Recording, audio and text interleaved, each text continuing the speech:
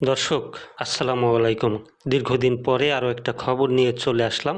খবরটা ভাতের হোটেল মিজানের খবর। একটু আগেই দেখতে পারলাম পুলিশ কেন ভাতের হোটেলের মিজানকে গ্রেপ্তার করেছে। বিস্তারিত পড়ে দেখলাম যে আসলে সরকারি কর্মকর্তার গায়ে হাত তোলার কারণে, এটা তো পরে, আগে হচ্ছে অবৈধ বিদ্যুৎ সংযোগ স্থাপনের কারণে পুলিশ আসে সেই সংযোগ কাটার জন্য বা কেন জবাবদিহিতার জন্য। কিন্তু সেই সময় বাক বিতণ্ডার এক পর্যায়ে ভাইরাল মিজান পুলিশের মাথায় কি দিয়ে যেন একটা আঘাত করে। তারপরেই পুলিশ সেখান থেকে ভাইরাল মিজানকে ধরে কোর্টে চালান করে দেয়। এখন পর্যন্ত সর্বশেষ কি অবস্থা, জামিনে বের হয়েছে কিনা সেটা জানি না। আমরা একটু বিস্তারিত দেখবো যে আসলে কি অবস্থা ভাইরাল মিজানের।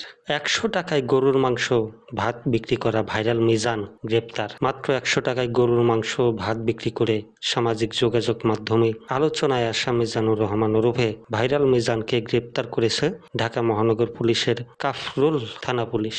আজ রোববার দুপুরে রাজধানীর আগারগাঁও এলাকা থেকে মিজানকে গ্রেপ্তার করা হয়। পরে সরকারি কাজে বাধা দেওয়া সহ সংশ্লিষ্ট অভিযোগে করা মামলায় তাকে গ্রেপ্তার দেখিয়ে আদালতে পাঠানো হয়েছে। কাফরুল থানার ভারপ্রাপ্ত কর্মকর্তা মোহাম্মদ সাইফুল ইসলাম প্রথম আলোকে বলেন, বিদ্যুৎ বিভাগ ফুটপাত সহ বিভিন্ন স্থাপনায় অবৈধ বিদ্যুৎ সংযোগ বিচ্ছিন্ন করতে অভিযান পরিচালনা করছিল। আগারগাঁও এলাকার মিজানের দোকানের অবৈধ বিদ্যুৎ সংযোগ বিচ্ছিন্ন করতে বিদ্যুৎ বিভাগের নির্বাহী ম্যাজিস্ট্রেট সহ সংশ্লিষ্ট ব্যক্তিরা সেখানে যান। তখন মিজান তাদের উপর চড়াও হন। সাইফুল ইসলাম বলেন, এ সময় সিটি কর্পোরেশনের কর্মী ও পুলিশের সদস্যদেরও আঘাত করেন মিজান। পরে তাকে আটক করে থানায় নিয়ে আসা হয়। পরে নির্বাহী ম্যাজিস্ট্রেট আটক করে তাকে থানায় নিয়ে আসেন। দর্শক, একটু আলোচনা করতে চাই। নেটিজেনরা কমেন্ট করেছেন, ভাতের হোটেলের মিজানের অনেক বেশি বাড়াবাড়ি হয়ে যাচ্ছিল।